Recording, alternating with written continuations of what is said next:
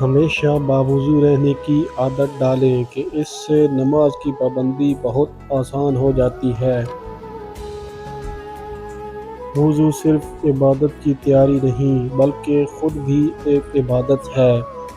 اگر 5 وقت کی نماز کی پابندی نہیں ہو پاتی تو 4 وقت کی پابندی سے شروع کریں۔ اگر 4 نہیں ہوتی تو 2 یا 1 کی پابندی سے شروع کریں، مگر جب 1 کی پابندی ہو جائے تو اسے ہرگز نہ چھوڑیں۔ اگر جماعت سے نہیں پڑھی جاتی تو ایسا بھی نہ ہونے دیں کہ مسجد سے کٹ کر رہ جائیں۔ کم از کم ایک نماز مسجد میں ضرور ادا کریں اور نماز کو وقت پر ادا کرنے کی کوشش کریں۔ یہ سوچ کر ہرگز نہ ٹالتے رہیں کہ ابھی بہت وقت ہے۔ اگر بھوک لگے یا کوئی اور تقاضا ہو تو اسے پہلے ادا کریں، نماز بعد میں ادا کریں۔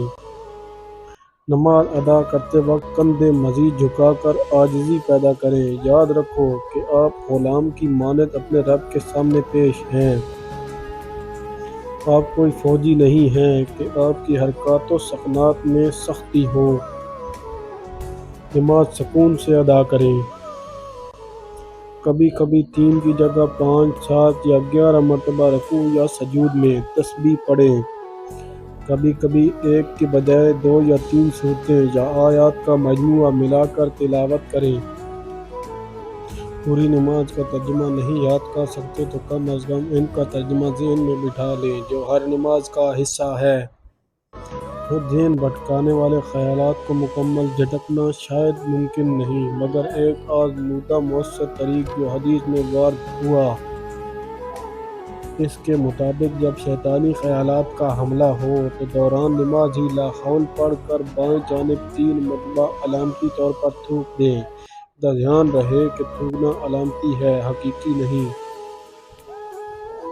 اگر کوئی ضروری کام آ جائے تو عصر کو ظہر کے ساتھ یا ظہر کو عصر کے ساتھ ملا کر پڑھ لیں۔ اسی طرح مغرب کو عشاء کے ساتھ یا عشاء کو مغرب کے ساتھ ملا کر پڑھ لیں۔ یہ نماز ادا کہلائے گی، قضا نہیں۔